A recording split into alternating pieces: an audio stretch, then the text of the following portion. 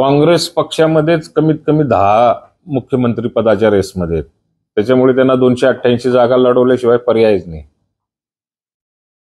ते केवळ फक्त शिवसेनेचं एक मुखवटा पुढे करून काँग्रेसमध्ये मोठ्या प्रमाणावरती खलबत व्हायला लागलेली आहे आणि हालचाली सुद्धा फार मोठ्या प्रमाणावरती वाढलेल्या आहेत.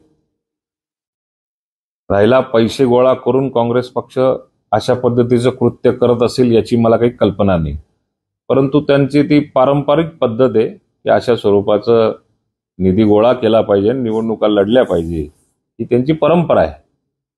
त्या विषयावरती मी फार काही बोलू शकत नाही कारण त्याची मला माहिती पण नाहीये.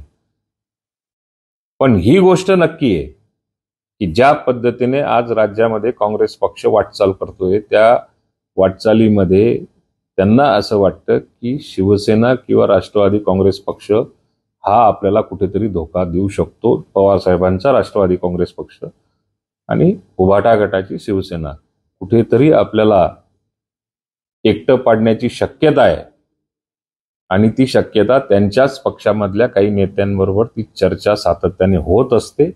म्हणून आज काँग्रेस पक्षाने सर्वदूर तयारी सुरू केलेल्याचा माझा अंदाज आहे वैयक्तिक.